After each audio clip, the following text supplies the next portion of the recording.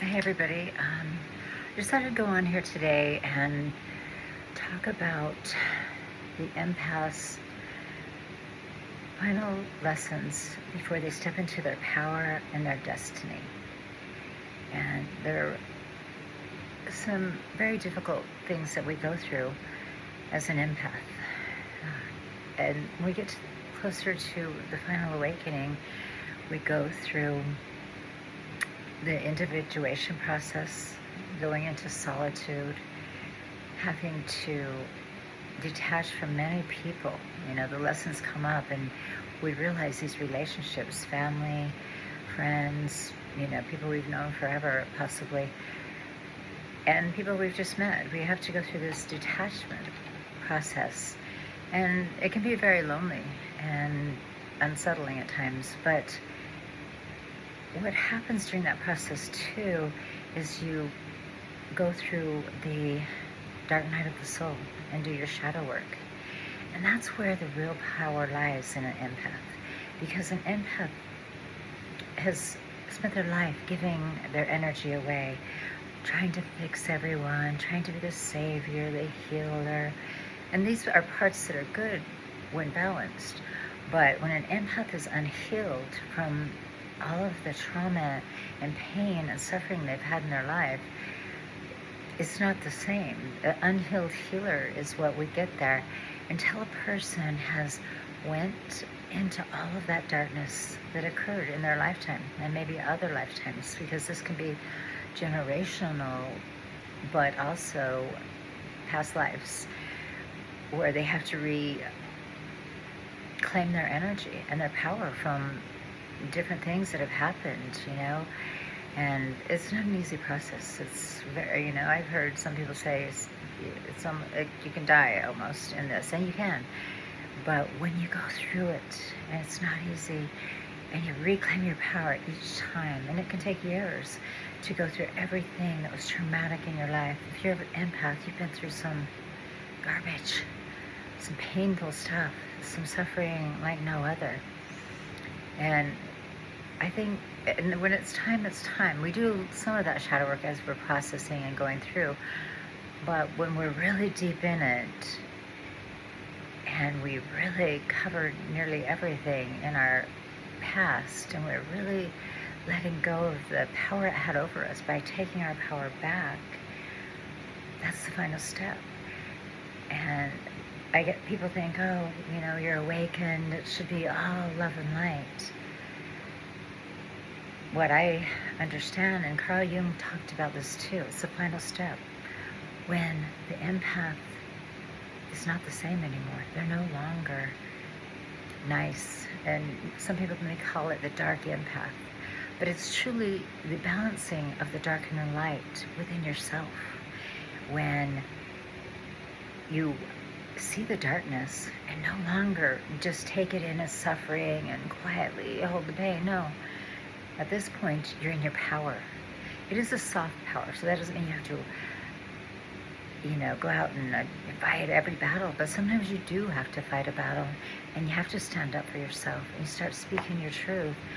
And in times like this, when we see the narcissists running things in the world, and they're still trying to hold on to that power and keep those souls that are empathetic and have been healers and, people who cared, loved their whole lives, they're being attacked. And now it's time, as an empath, once you take that final step and become an awakened empath, is the other way of saying it. It's the final step in the awakening of an empath, so we can call it the awakened empath. Some people may call it the dark, like I said, but that is because you're no longer taking the shit, okay? Doesn't mean you're going to start the fights, but you're going to do whatever that takes to release that energy. If people are attacking you, and they start attacking you more in the subconscious level, well, they've done it all along, but you're more aware of it, and your battle is usually fought in that level of awareness, and you can transmute that energy, and then you let it go, and you detach from these situations, Because an empath in their full power, their energy and vibration is enough to send back this energy, to stop what's coming. If they're truly awakened and they've balanced the good and the evil, or the light and the dark, which we all have within us, until we reach that yin and yang. That's when we're in our power. And it's just really important to know. And so sometimes, standing up is absolutely a good thing to do for an empath, because you're finally taking your power back and speaking your truth when it's needed. Not just throwing out garbage, using dark in some other way, the way that it was used upon you to take your power, which has been to do horrific things, do things to, make you angry, make you have pain and suffering. That's how a narcissist takes your power. They try and rile you up. And we're seeing that today in the world. These narcissists in power, they will, shoot people in the streets so that they can put you in fear and take your power. And so standing up is the right thing to do. Standing up in protest, standing up wherever you can, not allowing this kind of bigotry, racism, cruelty, suffering to be, deemed okay in the society we're living in. We have to stand up. When we looked at our shadow, and we know how it's been as an empath, how it's felt to be tortured this way by these narcissists, so I think it's just important to say this, so that this is the last step in the awakening. It's when you claim your power, you're speaking your authentic truth. Authentic truth isn't always easy. Sometimes it's hard. But once you've got to this place, it's a lot easier. When you have found your power and taken it back from probably your family and your friends and just anyone who has come at you and taken your power away. So I just thought this is important to share right now. If people are struggling with this in their awakening, because at first it did scare me. I was like, what is happening to me? I am not nice anymore. But then I started laughing about it. No, I'm actually not taking the crap anymore, and I think that's okay. And I'm standing up where I need to stand up. One other thing, and I do have on Amazon My First Awakening. It's my story when my daughter passed away. That was my first awakening. That was 28 years ago. The anniversary date was just July 10th for the 28 years. And I have that book, The Woman Between Timelines, is on Amazon. I'm going to put a link below if you're interested in that.